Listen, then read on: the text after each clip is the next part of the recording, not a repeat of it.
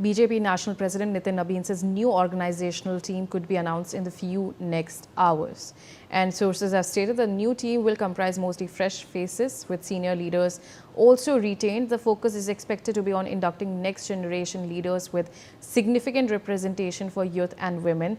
And among the new faces likely to be included are Sanjay Bhatia and Harish Dwivedi, and the overhaul comes as a part of a broader generational shift in the party since Nabin's elevation as its youngest ever national president. Now joining me on the telecast is my colleague Manohar Kesri. Manohar, other than the names that I have talked about, what exactly would this mean? Because obviously we have seen that BJP has been focusing on a lot of young faces and also trying to get in touch with the Gen Z generation as well. But do you think that there will also be a mention of the women faces that could also be seen, especially when we talk about the fact that they have been talking so much about the women reservation bill as well?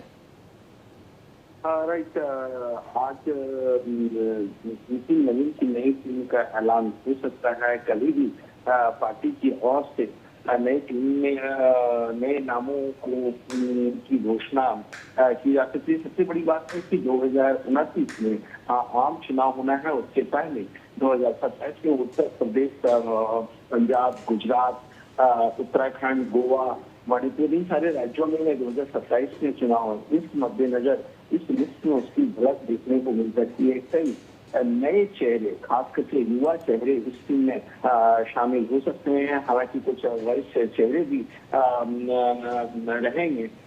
सबसे बड़ी बात है कि जिस तरह से प्रधानमंत्री ने 33% महिला आरक्षण की बात की है, तो क्या ये पार्टी के अंदर जो नई टीम आएगी, क्या उसमें भी महिलाओं को 33% के आधार पर तो लिस्ट में शामिल किया जाएगा?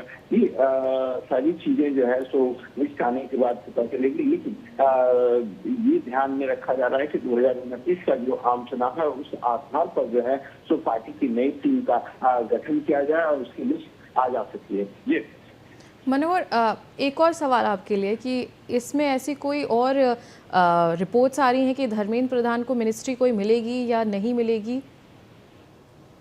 देखिए, कयास लगाया जा रहा है कि हो सकता है, क्योंकि कई ऐसे बड़े चेहरे और सीनियर लीडर को पार्टी का उपाध्यक्ष के साथ साथ जनरल सेक्रेटरी का पद दिया जा सकता है। तो मे भी हो सकता है कि उनको भी नई टीम में जगह मिल जाए। शुक्रिया मनोहर हमारे साथ बने रहने के लिए। But moving on to more news coming in. Leader of opposition